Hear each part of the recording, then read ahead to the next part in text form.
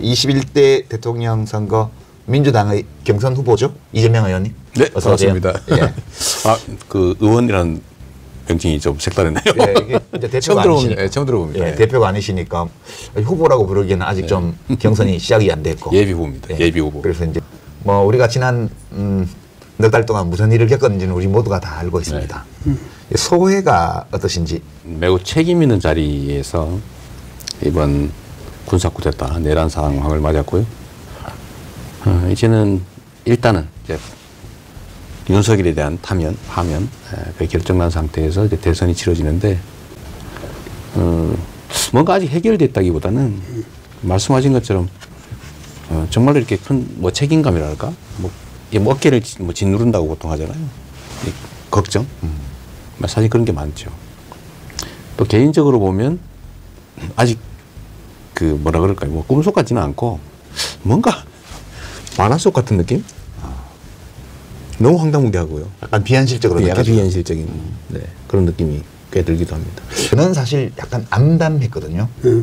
왜 암담했냐 하면 우리가 거시적으로는 민중이 역사의 주인이다. 이제 국민이 나라의 운명을 결정한다. 이렇게 또 뭐 정치를 하려고 국민이 합니다. 이런 말씀 평소에 하세요. 근데 그렇긴 한데 그래도 우리가 헌법에 따라서 대의민주주의 체제를 하고 있고 또 직업관료제를 두고 있고 나라 운영과 관련된 문제를 일상적으로 다루는 사람들은 사회학자들이 파워 엘리트라고 말하는 그 사람들이잖아요. 네. 근데 지금 보면 대통령은 군대를 동원해서 국회를 해산하려고 했고 헌법재판소는 그 권한대행이 헌법 위반을 했는데도 중대하지 않아서 그냥 괜찮다고 얘기를 하고 그 권한대행들은 헌법을 무시하고 헌법재판소의 결정도 깔아뭉개면서 마음대로 하고 언론인들은 내란 세력한테 마이크 쥐어주고 군인들은 그 불법적인 지시를 시킨 대로 하고 경찰도 마찬가지고 나라의 중요한 중대사를 결정하는 일을 해온 정치, 경제, 군사 분야의 그 소위 말하는 파워 엘리트, 권력 엘리트들이 이렇게까지 헌법에 무지하고 헌법을 무시하고 오로지 자기 이익만 챙기고 이런 모습을 본 것 같아서 저만 그런 게 아니고 정말 무슨 희망이 있냐 이 나라에 라고 말하는 분들도 계시거든요. 근데 저는 그게 좀 암담한데 선생님의 분류에 의하면 이게 무기를 든 무례배, 현실적 힘은 되지만 결코 통치할 자질이 없는 그러니까 권력을 가진 무례배들이 무례배 그 정도라고 생각하시면 그 표현이 엘리트는 아니다. 뭐 그런 말씀이신 것 같아요. 네, 그리고 공감이 가는 바가 있습니다. 민심의 파워를 결국은 그런 소수의 엘리트들의 장난으로는 이기지 못한다. 결국은 결국 진리가 승리한다라는 그런 생각이 뭐 저 같은 사람한테는 확고하죠. 근데 저는 사실 그 관련해서요. 지금의 이런 상황을 저는 이런 얘기를 많이 했어요. 건강한 신체에 감염이 된 거예요. 예를 들면 이 병균에 의해서. 근데 이 얼마나 많이 침습할 거냐, 얼마만큼 건강을 해친 상태에서 이겨낼 거냐. 물론 못 이겨낼 수도 있어요. 극단적인 경우는. 그럼 나라가 망하죠. 망하는 거죠. 근데 우리 사회가 과연 건강한 신체인데 병에 감염이 됐다. 열나겠죠. 힘들고 고통스러운 과정을 거칠 텐데 저는 이겨낼 거라고 생각했죠. 얼마나 빨리, 얼마나 건강을 해치지 않고 정상을 회복할 수 있을까의 문제라고 생각했거든요. 근데 생각보다는 제가 생각했던 것보다는 우리 사회가 훨씬 건강했던 것 같습니다. 면역력이 강하다. 네, 면역력, 저항력이 생각했던 것보다는 강한 것 같아요. 저는 사실 이 초기에 예를 들면 이제 계엄이 있기 이전에 사실 상당히 비관적으로 봤거든요. 언젠가는 우리가 이 상황을 극복은 할 텐데 엄청나게 많은 희생을 치른 다음에야 이겨낼 수 있을 것이다라고 생각했는데 우리 윤석열 대통령이 제가 생각한 것 이상으로 더 과격한 반응을 보인 거죠. 그리고 그 과격한 반응에 대해서 우리 국민들이, 대중들이 신속하게, 강력하게, 그것도 품격 있게 대응을 해서 결국은 이겨냈잖아요. 근데 그 바로 국회로 가시면서 차 안에서 방송하신 거 그게 결정타 같아요, 사실은. 근데 김혜경 여사가 훌쩍거린 거 맞아요? 옆에 훌쩍거리는 소리? 맞습니다. 저는 죽을지도 모르는 상황이니까. 저는 몰랐는데 나중에 보니까 영상 보고 하셨구나. 이 감염병을 이기고 나서 우리 몸은 어떤 상태로 가야 되는가? 또다시 이런 병에 걸리지 않으려면 뭘 고쳐나갈 건가. 그렇죠. 이런 문제들이 바로 나옵니다. 그래서 그러면 결국 윤석열 대통령과 그 정권 담당자들이 했던 모든 행위들은 지금 우리 국민들이 요구하는 바와 달랐기 때문에 그렇죠. 예. 지금 파면된 거잖아요. 그리고 지금 낙관적으로 보신다는 것은 결국 국민이 원하는 것이 이루어지는 시대로 들어갈 거다. 이런 결국은 우리나라 지금 어떤 모습으로 어디로 가야 된다고 생각하면서 지금 대선을 준비하고 계신지 좀 말씀해 주시면 좋겠어요. 너무 많은 것이 망가졌죠. 경제 시스템도 망가졌고요. 민주주의라고 하는 그런 기본적인 통치 시스템 또는 질서도 망가졌고 세상에 법 질서의 최고 규범이라고 하는 헌법을 그걸 지켜야 될 공직자의 최고 책임 공직자가 대놓고 어길 뿐만 아니라 아예 파괴를 하고 있잖아요. 네. 여전히 이제 이 내란 사태는 계속 중인 거죠. 아직 병이 완전 나은 게 아닌 거죠. 그러니까 표면에 있는 고름은 이제 제거됐는데 그 밑에 소위 옛날 말로 하면 해근이라고 하는 게 든든하게 버티고 있는 거죠 아직까지. 근데 이걸 제거하는 과정인데 여전히 고통스럽죠. 그리고 재발 위험성도 매우 크고요. 그 지금 극렬하게 저항하지 않습니까? 네. 안 보이지만 엄청난 저항이 있는 거예요. 근데 결국은 이겨낼 텐데 저는 우리 국민이 그런 힘이 있다고 봐요. 다만 우리의 대응 정도에 따라서 치러야 될 대가, 그 기간, 또 훼손의 정도 이게 다를 거다. 근데 저는 희망적으로 보는 것이 정말 우리 국민들은 위대하다는 생각을 자주 해요.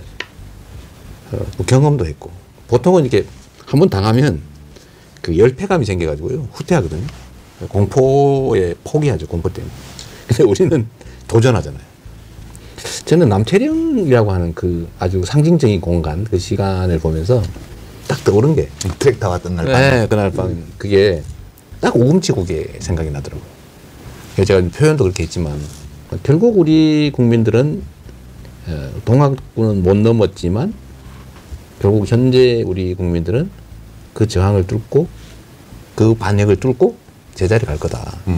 그리고 그런 준비도 돼 있고요. 근데 이게 지금은 완전히 망가진 건 아니어서 경제 시스템, 사실 경제 개혁을 해야 되거든요.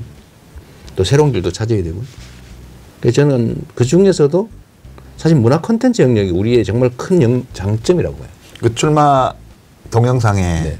이 영어 쓰는 거에 대해서도 나무라는 분도 계시는데 저도 별로 K 이니시어티브 네. 그러니까 이제 한국이 주도한다 네. 그런 뜻인데 그렇습니다. 그걸 약간 광고 카피처럼 그렇게 쓰셨던데 네.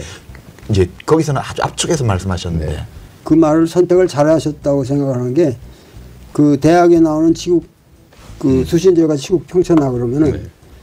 대통령이 되는 건 치국까지고 예. 네. K 이니셔티브가 이제 평천하. 네. 예, 평전하. 평천하. 이건 그때 K 이니셔티브의 주체는 뭐 정치가가 아니라 이 민중 국가 네. 대한민국이라는 이 국가가 전 천하의 하늘 아래 모든 국가의 모범이 되는 거죠. 모델 표준이 되는 그래서 겁니다. 그게 이건 대학에 나오는 이 구절이구나. 평천하. 네. 평천하. 우리 국민들이 집단적으로 해낸다는 그렇죠. 거죠. 근데 저는 그 중에서도 예를 들면 우리가 뭐 기술이든지 뭐 산업이든지 이런 것들을 우리가 세계를 제패할 수는 없는데 저는 그래서 김구 선생이 정말 위대한 사람이라는 생각이 드는 거예요. 그 어려운 시절에 대한민국이라고 하는 이 어쩌면 소국이잖아요. 이 소국이 가야 될 길. 우리가 무력이나 부 이런 것들로 세상을 제패하지 못하겠지만 우리를 지킬 정도만 된다면 그 다음은 문화로 세계를 이끌어갈 수 있다. 그 먹고 살기 어려운 시절에 말이에요. 근데 무학의 테러리스트가 그런 멋진 말에 그런 주장을 해설이 없다고 주장하는 분도 계시잖아요. 그분이 계시죠. 네. 우리는 대학교 때 그걸 읽으면서 이 양반 너무 나이브하다. 너무 낭만적이셔. 낭만적이지. 지금은 그 소위 이제 요즘 유행하는 말로 소프트 파워. 예를 들면 경성 파워야 우리가 하드 파워 할 수 없겠지만 제가 이번에 있잖아요. 홀딱 속았수다니까? 홀딱 속았수다.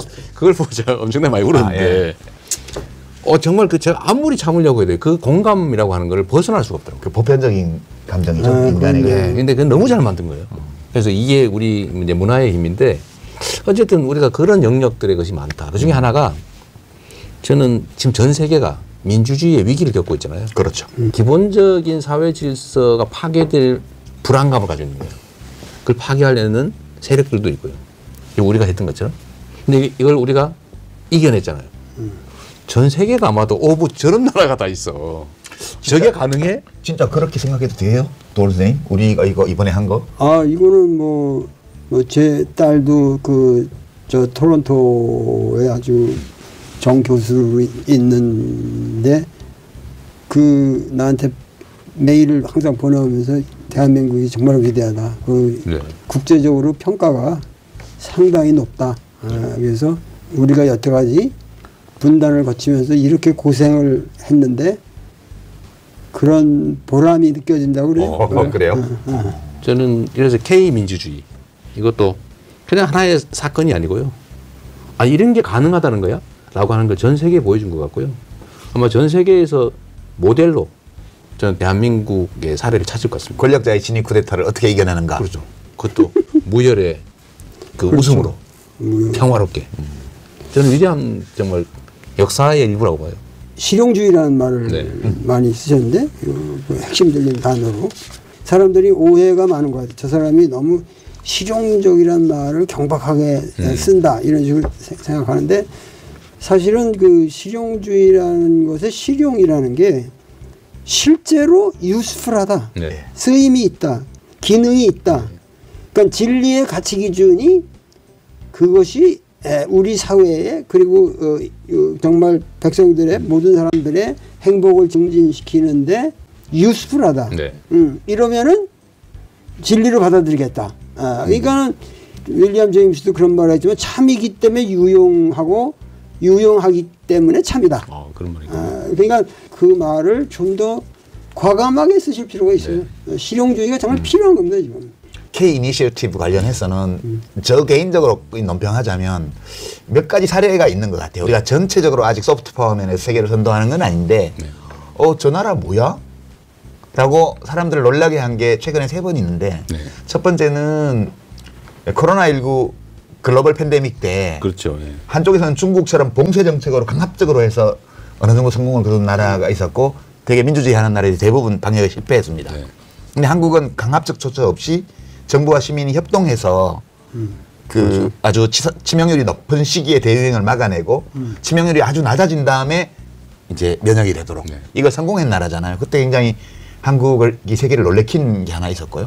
두 번째는 이제 뭐 K-팝이니 K-드라마니 하는 이런 문화산업 이게 대중적인 문화예술 작품들이에요. 이게 사실 폭삭 속았수다 같은 경우도 그 역사와 문화가 전혀 다른데도 그 가족 간의 애틋한 사랑과 서로를 위해주는 그런 어떤 행동과 그 감정의 교류와 이런 것들로 전혀 다른 문화권 사람들까지도 이렇게 끌어들이는. 그러니까 옛날에 왜 가장 민족적인 것이 가장 세계적이다 이런 말 뭔 말이야 이랬는데 굉장히 우리 스타일로 했는데 전혀 다른 문화에 가닿는 이런 거 있었고요.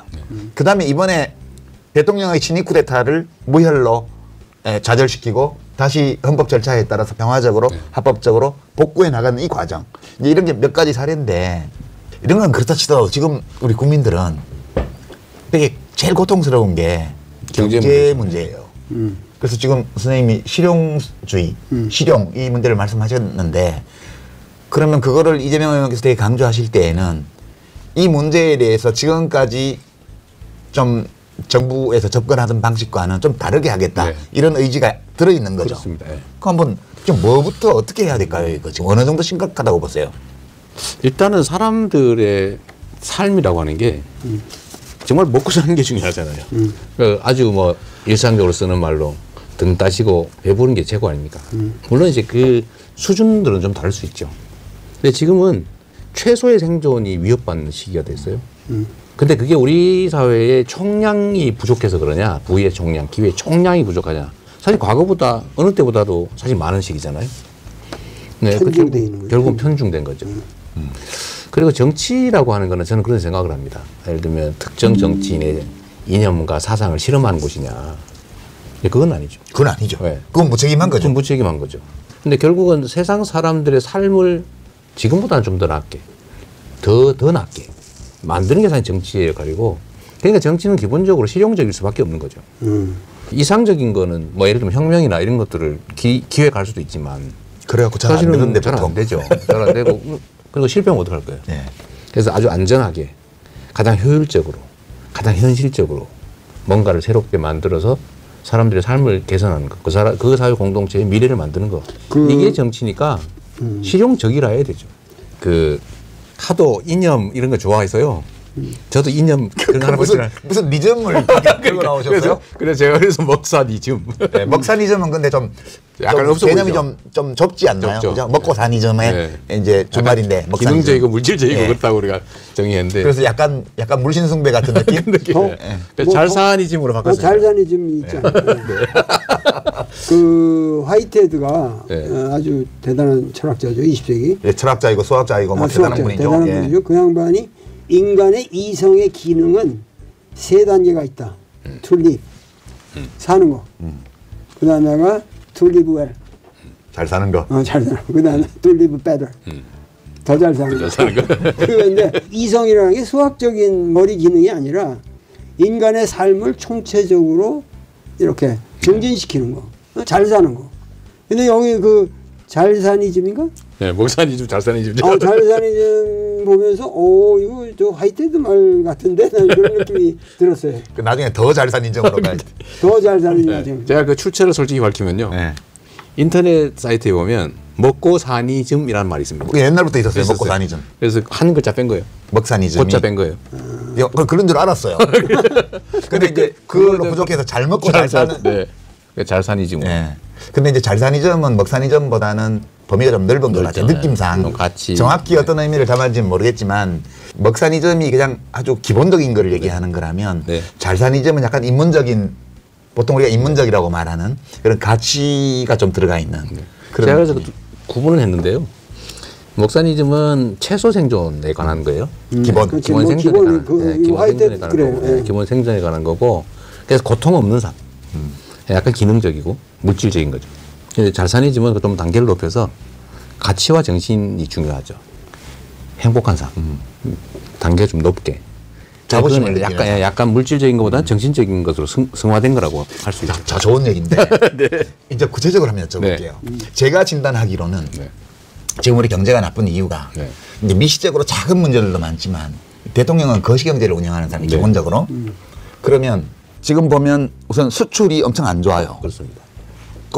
뭐 이제 작년에 무역 흑자 났다고 그러지만 그 수입이 줄어서 흑자 난 거고 수입이 줄면 그 다음 시기에 수출이 또 더 줄어요. 우리가 구조가 그렇게 돼 있어서 이거 하나 있고요. 두 번째 내수가 부진합니다. 지금 그게 제일 35개월 문제죠. 이상 계속 내수가 지금 마이너스거든요.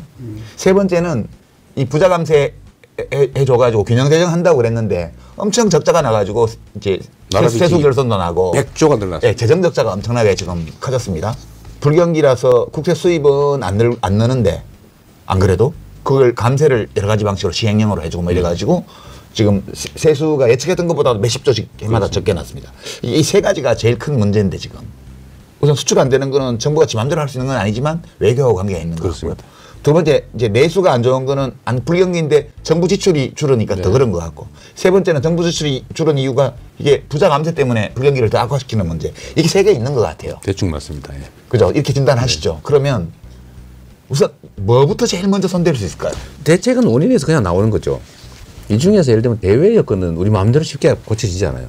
그러니까 국제 질서가 지금 통째로 바뀌고 있기 때문에 그걸 우리 힘으로 뭐 바꿔가지고 갑자기 경제 용토를 늘리거나 대외 여건을 개선하는 게 쉽지는 않습니다. 근데 사실은 큰 문제와 작은 문제가 있을 때 작은 문제가 많이 쌓이면 큰 문제가 되는 거예요. 그렇죠. 그게 내수 문제입니다. 내수는 지금 상태에서 상당한 정도 교정할 여력이 있어요. 지금도. 근데 안 하는 거죠.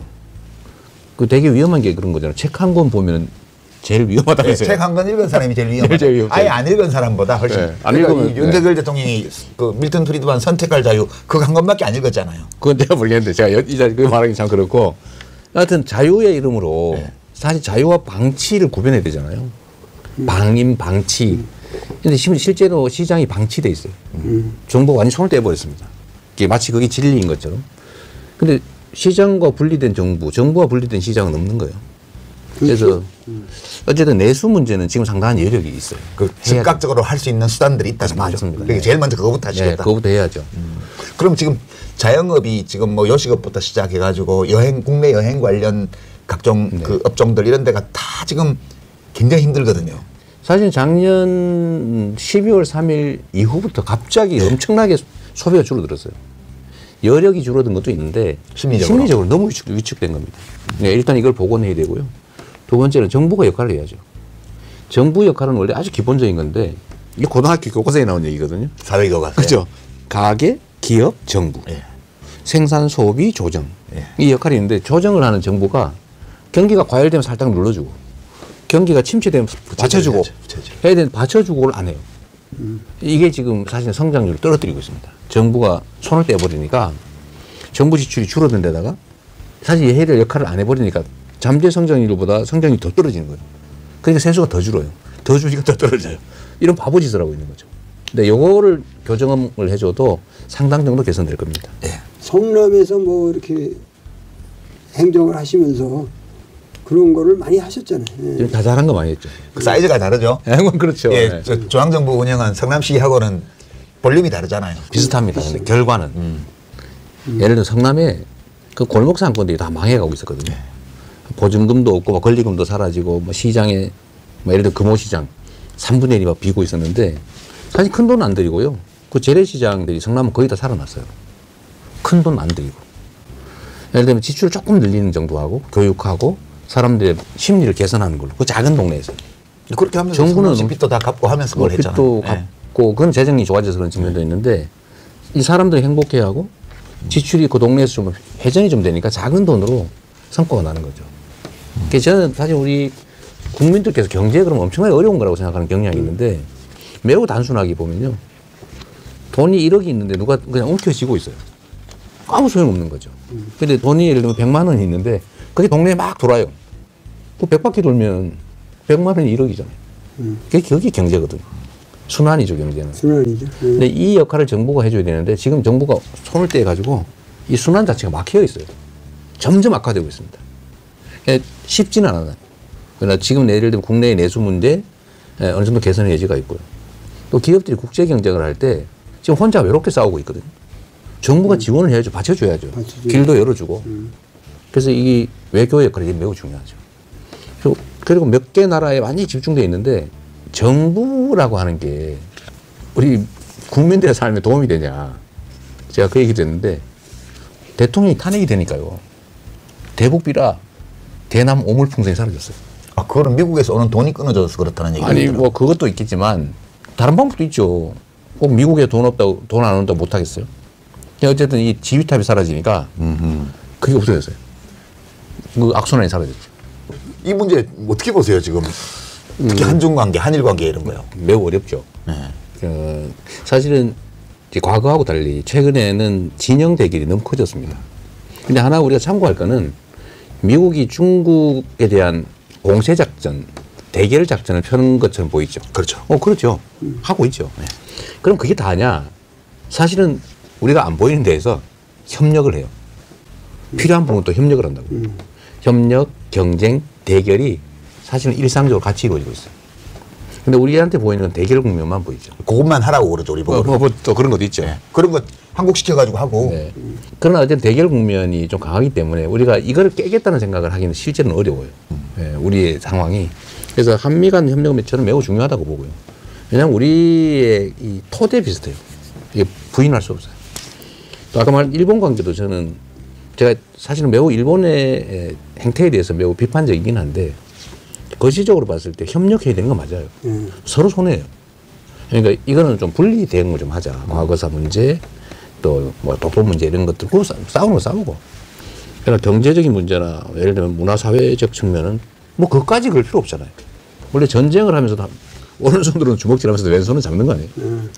세상 일이라고 하는 그렇죠. 그것도 실용주의. 그것도 실용주의. 실용주의. 먹고 사는데 도움이 되니까요. 왜 뭐 쓸데없이 모든 걸 싸우는 데다 투여할 필요는 그렇지. 없어요. 촉질 필요. 그런데 중국이나 러시아 관계 문제는 그렇다고 해서 여기를 다 버릴 수는 없죠. 버릴 수가 없어요. 그렇죠. 버리려고 해도 안 버려져요. 이제 붙어 있는데 어떡할 거예요. 우리가 경제적인 연관성이 너무 크고 지리적으로 물리적으로 떨어질 수가 없어요. 운명이에요, 운명. 그래서 이거를 그러니까 한미 관계, 한미 동맹을 존중하고 한미 협력 관계를 제대로 구축하면서도 러시아, 중국과의 관계는 잘 관리해야 된다. 그러니까 이렇게 얘기할 수밖에 없고 실제로 그 사이에 많은 것들이 있을 수 있죠. 근데 지금 상황은 많은 전문가들 얘기로는 미국이 소련이 강대할 때는 네. 강대한 국가로 존속하고 있을 때는 소련을 이제 지정학적 라이벌로 네. 규정을 하고 소련을 고립시키기 위해서 중국을 활용을 했다는 거예요. 미중 관계가 그때부터 이제 닉슨 때부터 시작해서 급속도로 좋아져서 쭉 잘 오다가 중국 경제가 굉장히 발전을 하고 그리고 소련은 해체되고 그러면서 중국 GDP 규모가 총액이 미국의 약 70%에 다가서고 이렇게 되면서 미국이 중국을 새로운 지정학적 라이벌로 지목했다는 거예요. 한 10여 년 전부터. 그게 오바마 때부터인데 트럼프 1기 때부터 본격화됐다는 거예요. 바이든도 그걸 이어갔고 지금 트럼프 2기 와서도 마찬가지고. 그래서 중국을 지정학적 라이벌로 규정을 하고 이것을 봉쇄하는 노선을 쓰면서 아시아 태평양 쪽을 그 봉쇄선으로 조직하고 그러면서 한일 관계를 붙이려고 그러고 그다음에 중국에 대한 혐오를 조장하고 선생님 아까 말씀하셨습니다. 그런 눈에 안 보이는 작업들을 하고 그거에 호응하면서 윤석열 정권이 우리 내부에서는 협중 정서를 조장하고 그리고 이제 외교 노선에서는 반중 노선으로 가고 이렇게 되면서 한중 무역 관계가 파탄 상태로 들어가면서 우리 경제에 외부 충격이 왔다. 이런 분석이 많거든요. 그러면 이 압력은 계속될 텐데 그러면 이재명 의원께서 국정 운영을 맡게 된다면 이 문제에 관해서는 이런 지정학적인 대결 이거 속에서도 어떻게 우리의 국익을 지켜가느냐. 그렇죠. 일단 되게 어려운 과제가 될 것 같은데. 근데 대개 이건 답이 있어요. 있어요? 왜냐하면 사실 보신 것처럼 일단 중국하고 우리의 이 관계 문제는 사실 중국의 책임도 상당히 있습니다. 사실 중국하고 우리 관계가 정말 좋을 때가 있었어요. 이 한반도에서 한국과 중국의 관계가 정말 거의 밀월처럼 느껴지는 한 20년 전쯤 중국이 한국을 볼 때 새로운 모범이에요. 정말 뭐라 그럴까요? 이 한국의 문화가 중국을 거의 그렇죠. 지배라고 하면 좀 그렇고 상당히 영향을 미치는 그 시기였었는데 지금은 매우 적대적으로 변했죠. 근데 그 계기 중에 하나가 사실은 중국의 안 보이는 경제 제재였어요. 국민들이 이걸 느낀 거예요. 그래서 이게 사실은 하나의 큰 요인이 됐죠. 어쨌든 그 문제에 대해서는 중국에 좀 책임도 없다고 할 수 없고 어쨌든 이게 지금의 그 한중 그 갈등의 한 큰 원인이 된 거기도 해요. 어쨌든 여기에 대해서는 해결책을 좀 찾아야 될 텐데 근데 이 동아시아 그 세력 관계의 문제는 지금 이제 말씀하신 것처럼 소위 외교사에서는 1강 국가가 2강 국가를 언제나 견제를 하는데 그렇죠. 2강 국가를 견제하는 방법은 3강하고 손잡는 거예요. 언제나 그랬어요. 그 우리 몸값이 올라갈 수 있는 거 아니에요, 이거? 그러니까 바로 그거죠.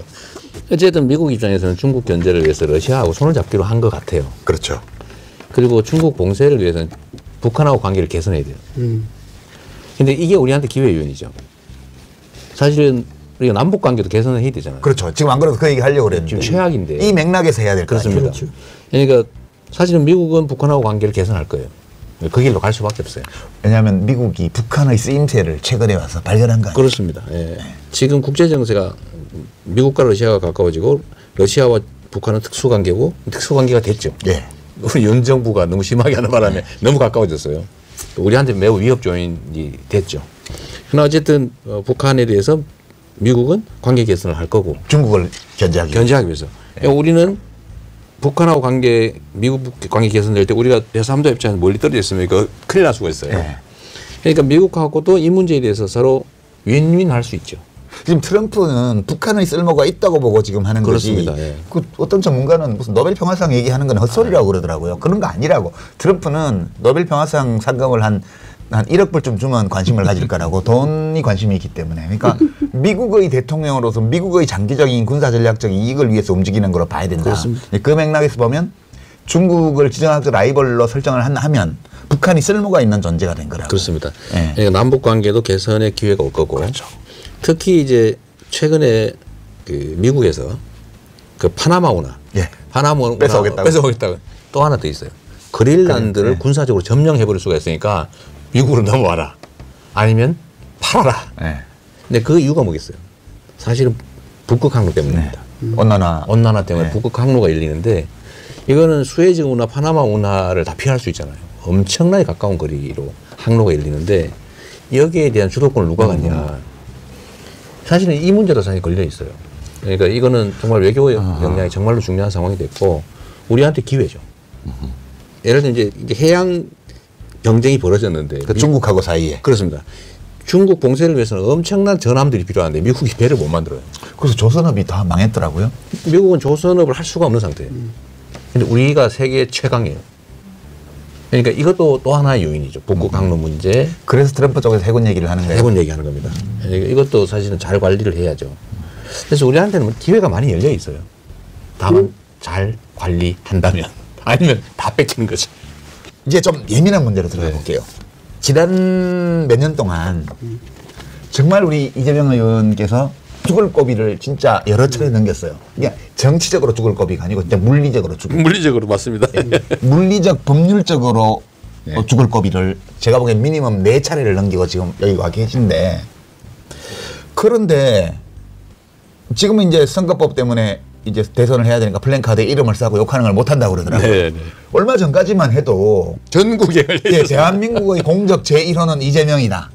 이재명은 무슨 일이 있어도 안 된다. 이런 플랜카드를 막 엄청 전국에 발랐어요. 네. 왜 이렇게 무서워한다고 생각하세요? 저는 사실 이해가 좀 안 돼요. 그게 아마도 그냥 일반적으로 보면 사람은 자기가 아는 만큼 인식하게 돼 있잖아요.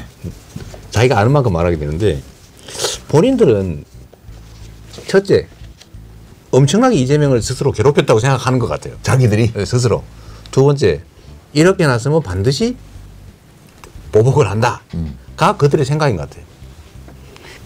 그러니까 절대로 하면 안 되는 것 같아요. 근데 저는 사실은 왜 저렇게까지 반응하는지 정말 잘 이해가 안 돼요. 왜 저러는 거예요? 우리 모르게 못된 일을 혹시 많이 하셨어요? 저는 인생사에서요. 네. 누가 저를 괴롭혔다고 보복한 일이 한 번도 없어요. 제가 성남시장 할 때도 경기도지사 할 때도 누구를 해코지 해가지고 내쫓은 일이 한 번도 없어요. 그래서 하도 이해가 안 되니까 네. 특히 앞장서는 게 권성동 의원이에요. 네. 권성동 지금 원내대표 아니에요, 그죠? 그렇습니다. 권성동 원내대표가 뭐 입만 열면 이재명이 대통령 되면 뭐 피바람 불 거라고 복수의 칼을 휘둘러서 막 그러는데 또 한편에서는 그 어둠의 민주당은 아니냐 뭐 그 열혈중앙 중앙대학교 그 학생회 그게 의혈중앙이래요. 의회 축구 참여상자. 그래서 누군가가 최근에 이렇게 그 11분짜리 그 출마 영상을 이렇게 보고 있는 권성동 의원의 뒷모습을 사진을 찍은 게 있는데 이제 이재명의 출마 선언을 보고 있는 의혈중앙 어둠의 민주당은 의혈중앙 자꾸 그렇게 해서 이재명을 더 띄워주고 있는 거 아니냐 권성동이. 얼마 전에 어록집도 하나 내주셨죠. 아, 예, 망언집이라고 했는데 명언집이더만요. 명언집 아니었어요? 예, 그 망언집이었어요 원래.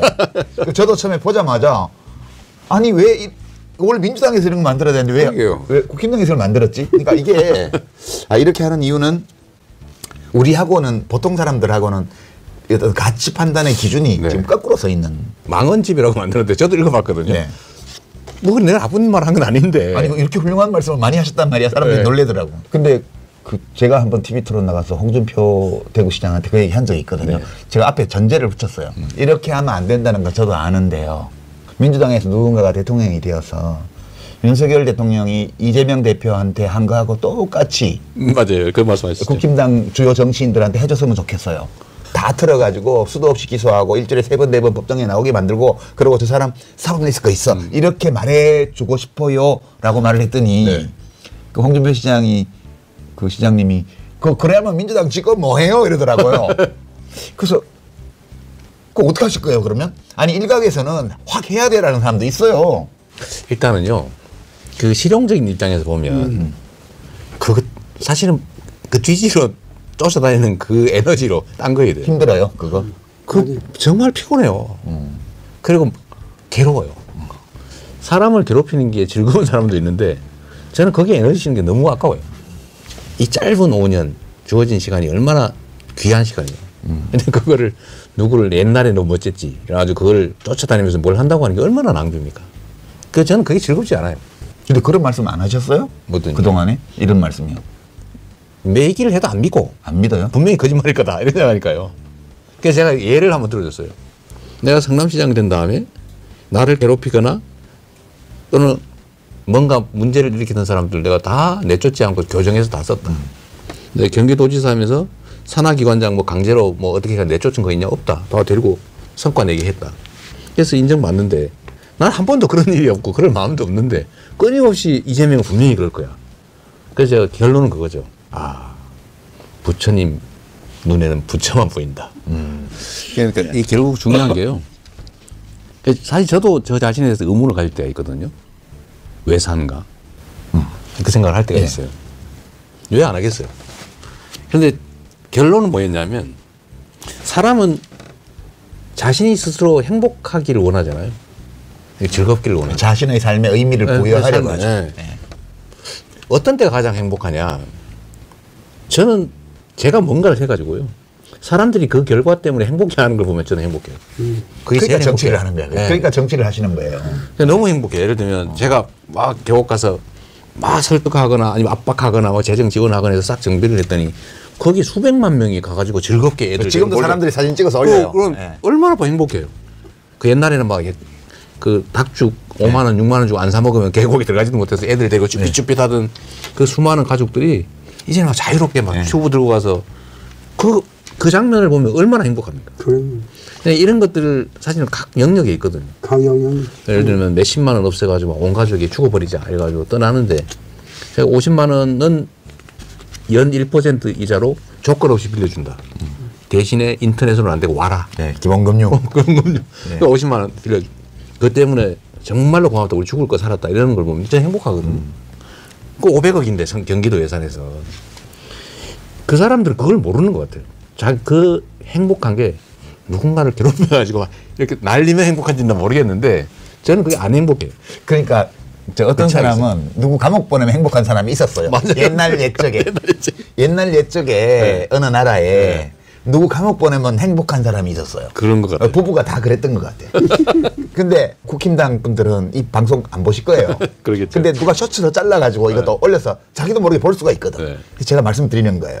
남을 괴롭혀서 그 사람 감옥 보낼 때 행복 안 하시대요. 우리 이재명, 정치인 이재명은 자기가 한 일 때문에 누가 행복해 하는 걸 보면 행복하시대요. 네. 누가 나 때문에 고통스러워 하는 걸 보는 거는 제가 괴로워요. 본인이 괴롭대요. 재미없어요. 네, 그러니까 그런 플랜카드 좀 그만 붙이고요. 그러니까 출마 선언할 때 이재명을 무찌르다 이런 얘기 좀 그만 좀 하시고 어떻게 국민을 행복하게 할 건지 얘기하시라고. 그 도대체 아무리 말을 해도 못 알아들으니 이해를 못하는 거예요. 이 일을 어떻게 하면 좋아요, 진짜? 아는 만큼 생각하는 거죠. 좋은 말씀이신데. 그래서 저는 설득하는 걸 포기했어요. 설득해도 안 믿어요. 그래서 결국 보여줘야 돼요. 보여주려면 대통령이 돼야 돼. 먹어봐야 돼. 꼭 먹여봐야 돼. 그 사람들을 행복하게 하려면 대통령이 되셔야 되겠네. 그래서 저는 그 국회에서 많이 보잖아요. 네. 그 사람들. 제가 보면, 형님, 뭐 이렇게 하면서 저는 보면 반가워요. 네. 그리고, 저 그만해. 이제 그렇게 하는데, 그럼 막 되게 멋져 보여요. 의열중앙도? 의열중앙도 엄청 멋져 보여요. 근데 제가 그 사람들한테 사실 비공개 자리에서 이런 얘기를 해요. 정치를 하면서 행복하세요? 그러니까 행복하자고 하는 거 아니에요. 정치하는 당신이 행복해야 국민도 행복한데 행복해요 진짜? 이렇게 물어봐요. 근데 엄청 괴로워해. 왜 괴로워하면서 그런 짓을 하고 있는 거예요. 자기도 행복하고 타인도 행복하고 국민도 행복할 길이 있거든요. 네. 좀 그렇게 할 수도 있지 않나요? 뭘 저렇게 해가지고 죽이겠다고 해가지고 그 괴로워합니까? 그러니까 그런 사람들은 그 모자라는 거지. 그 비열한 자기 보신, 자기 보신이 그 비열한 방법으로밖에는 머리에 떠오르지 않는 거예요. 한쪽에서는 이번 내란 관련 그런 사람들, 뭐 범죄 저지른 사람들 윤 정권에서 완전히 이건 손을 봐야 된다. 이거는 강력한 응징을 해야 다시는 이런 일 못하지. 또 좋게 넘어가면 또 그럴 거 아니냐 이런 말씀 하는 분들도 꽤 많이 있거든요. 단죄를 하는 문제하고 이제 용서를 해야 한다는 그런 게 있는데 저는 단죄를 하지 않으면 통합이 되지 않는다고 봅니다. 그렇기 때문에 단죄는 사회 통합을 위한 단죄예요. 네, 통합을 위한 단죄. 통합을 위한 단죄예요. 그러니까 복수를 위한 단죄가 아니고. 복수가 아니고 그래서 여기에 직접적으로 타의적으로 끌려 나온 뭐 군인이라든가 뭐 지휘관급에서 이런 건 뭐 대대적으로 과감하게 용서를 하고 그러고 아주 악의적으로 한 사람들은 사전 공모하거나 아주 나쁘게 하거나 이런 사람들은 철저히 단죄를 함으로써 우리 사회를 통합시킬 수가 있는 겁니다. 그걸 안 하고 가면은 우리나라는 정말 후진 국가가 되는 겁니다. 통합하고 봉합은 다른 거예요. 그냥 일단 무조건 오해도보는 이게 통합은 아니죠. 그렇죠. 예, 분명하게 진상은 가리고 책임질 건 책임지고 또 그렇다고 해서 다른 이유 때문에 쓸데없이 뒤져가지고 괴롭히거나 이런 거 하면 안 돼요. 뭐 나올 때까지 터는 거. 그런 거 하면 안 돼요. 절대 안 된다는 거. 형사처벌이라고 하는 게 두 가지 이유가 있는데 하나는 응보예요. 복수죠. 복수를 대신해 주는 거예요. 나쁜 짓 한 만큼 대가를 치른다. 국가가 대신 복수해 주는 복수는 거죠. 그죠. 또 하나는 예방 효과예요. 반복하지 않게. 네. 예방은 두 가지가 있죠. 그 사람이 다시 그 짓을 하지 않게 하는 거. 소위 특별 예방이라고 그러고 세상 사람들이 보고 아 저러면 안 되는구나 라고 해서 다른 사람이 따라하지 않게 하는 거. 일반 예방. 이 예방과 응보 이 두 가지가 형벌의 목적인데 예방 효과도 없고 응보는 충분히 했다면 그건 말로 가다 놓고 괴롭히면서 사회적 비용을 지출하냐고요. 일반적으로 형사 사건으로 형사 범죄로 구금되어 있는 네. 사람들에 대해서 네. 일반적으로 꼭 내란범만을 그렇죠. 말하는 게 아니고 네. 이제 그러면 이제 결국은 그러면 내란 사범은 어떡할 건데 이런 얘기가 나오는데 저는 이 내란 사범 문제는 사실은 군사 쿠데타 이거 다시는 벌어지면 안 되거든요. 그런데 사실 전두환 이 내란 세력에 대해서 우리가 그 사람은 수백 명을 죽였잖아요. 예. 아직도 그 사람이 지시한 군인들 때문에 총칼로 장애인 되거나 정신적으로 문제되거나 이런 사람 많이 살아있단 말이에요. 그런데 다시 군사 쿠데타를 시도했어요. 피해자가 아직도 살아있는. 살아있는데 이거를 그러면 충분히 책임을 못 지고 뭐 성공하면 좋고 성공 안 해도 뭐 얼마든지 다시 살아날 수 있네 이 생각을 하면 어느 나라처럼 쿠데타가 6개월에 한 번씩 벌어지는 볼리비아입니다. 볼리비아. 그리고 맨날 그러고 있잖아요. 예. 지금 192번째 일어났습니다. 200년 동안. 이게 말이 안 되잖아요. 이런 상황은 막아야 된다. 그래서 이 사회의 근본 질서를 뒤흔들어서 국가를 위기에 빠뜨리는 이런 다시는 벌어지지 않게 거기는 완벽한 대응책을 강구해야 된다. 책임을 물어야 될 사람에 대해서 물어야죠. 확실하게 물어야 된다는 거죠. 그리고 자백하고 협조하고 하는 경우는 그건 또 진상을 밝히기 위해서라도 적정한 조치가 필요하겠죠. 그래서 그 과정이 필요하고요. 지금 민주당에서 쭉 검찰 개혁을 추진해 왔잖아요. 문재인 정부 때부터. 그 지금 대세는 검찰 조직은 합법적 행정기관인데 지난 윤석열 정권 아래에서 또 내란 국면에서 또 지금까지 수장부터 시작해서 범죄 조직처럼 행동하고 있다. 그래서 검찰은 개선의 여지가 없기 때문에 완전히 수사권과 이 기소권을 완전 분리해서 공소청으로 가야 된다. 이런 게 이제 정권 교체를 원하는 분들의 대세예요. 근데 아까 질문하고 관련해서 어떤 얘기가 있냐 하면 야 지금까지 민주당이 그렇게 해왔는데 저 이재명이 대통령이 되면 검찰개혁 스톱시키고 자기 말 들을 사람 검찰총장 꼽고 이렇게 해가지고 칼 들고 와서 다 죽이는 거 아니야? 네. 이게 있는 거가 내가 보기에는. 자기들이 그랬으니까. 예. 저는 검찰 수사권 문제는 어쨌든 기소하기 위해서 수사하게 허용해서는 안 된다. 원칙적으로. 그거 당연하죠. 수사와 기소를 분리를 해야 돼요. 그게 법무부 안에 있든 어디에 있든 수사 담당 기관, 기소 공소유지 담당 기관은 분리하는 게 맞습니다. 당연히 그래야죠. 그러니까 수사기관끼리도 서로 견제해야 돼요. 그렇죠. 한 군데다 지켜놓으면 안 됩니다. 독점하면 안 돼요. 몇 군데를 저는 공수처를 대폭 강화할 생각이거든요. 지금 검사가 너무 없어요. 공수처 안에.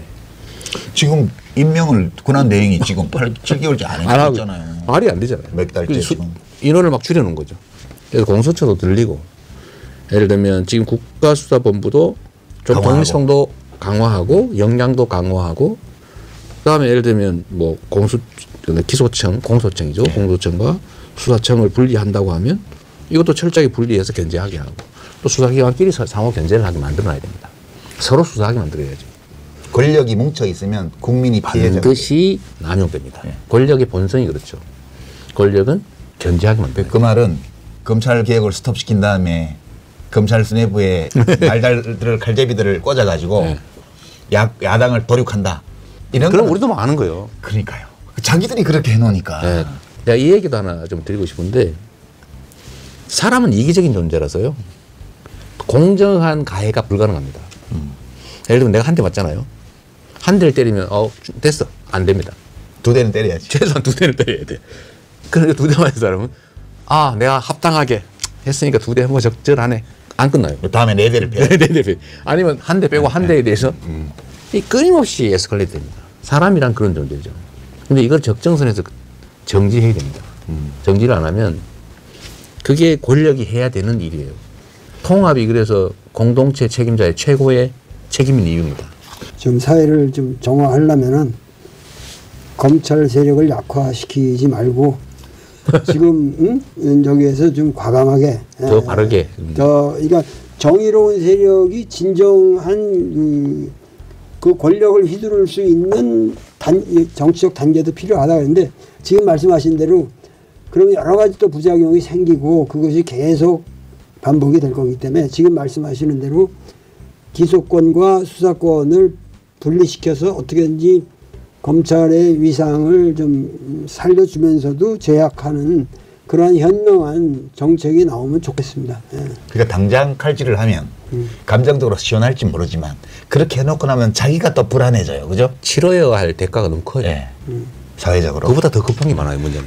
국민의힘 지지자 여러분, 국민의힘 의원 여러분, 지금 말씀 들으셨죠? 안 해요. 귀하들처럼. 그러니까 절대 걱정하시지 말고요.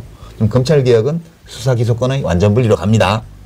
검사 여러분들도 예, 그렇게 마음의 준비를 하셔야 돼요. 지금 하는 뻘짓들 좀 그만하시고요. 사실 대통령을 중간에 파면하는 거는 좋은 일은 아니죠. 맞습니다. 근데 이걸 8년 사이에 우리가 2번이나 했습니다. 어쩔 수 없이 한 거예요. 안타까운 예, 일이죠. 다시는 이런 일이 있으면 안 될 텐데요. 국민도 힘들어요. 맞습니다. 국민도 힘들어요. 너무 많은 걸 잃어요. 예. 그 사이.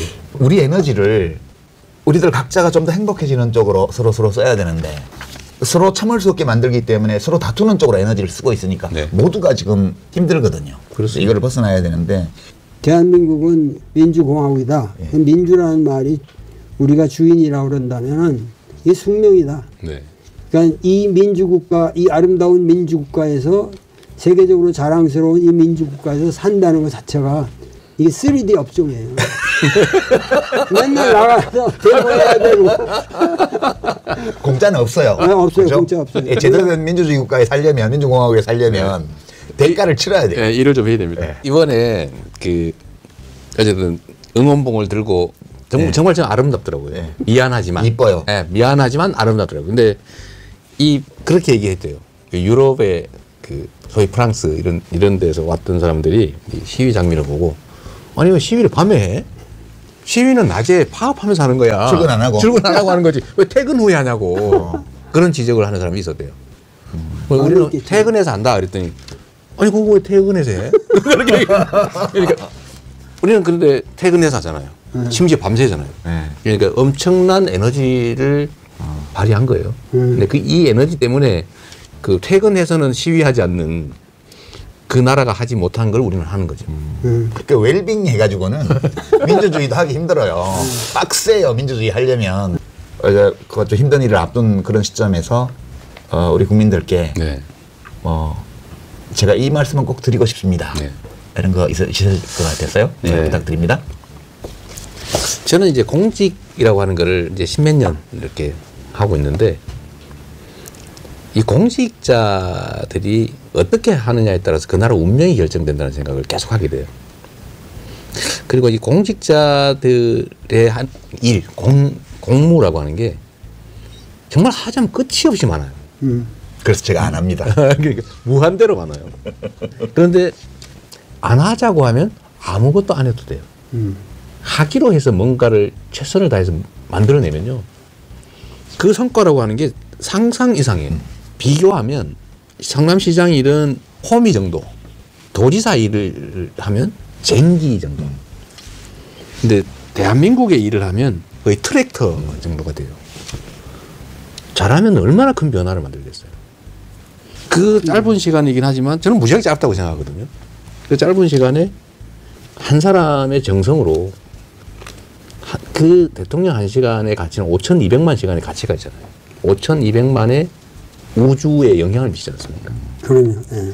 그 귀한 시간들을 정말 최선을 다해서 잘 활용하면 정말 큰 변화를 저는 만들어낼 수 있을 거라고 저는 믿거든요.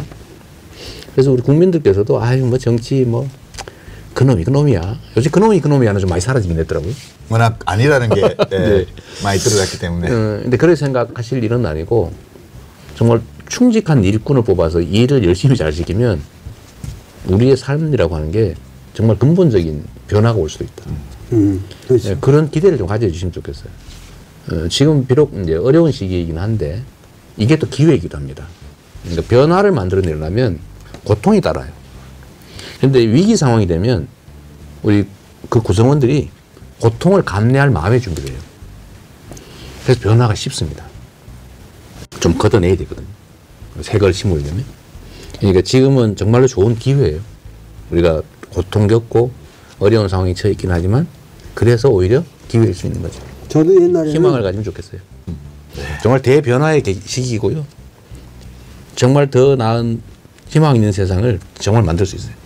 이번이 기회입니다. 이 공직선거에 계속 출마하는 이유가 휘두르고 싶은 권력을 찾아서 하는 게 아니고 일할 권한이 필요해서 네. 예. 나에게 공직이라는 것은 권력이 아니고 일을 할 수 있는 권한이라는 거. 그게 굉장히 와닿았습니다. 저한테는. 그리고 그 권한으로 뭘 해서 누가 좋아하는 걸 보면 내가 행복하다. 되게 정치하는 사람은 되게 이런 취향을 가지고 있어야 정치에 적합하다고 저는 네. 평소에 늘 생각합니다. 이제 트랙터의 권한을 네. 예, 뭐 가지시면 일을 더 많이 하시겠죠. 네. 판단에 따라서 다르겠습니다만 이제 홈이나 전기보다는 트랙터가 좀 낫겠죠. 네, 그런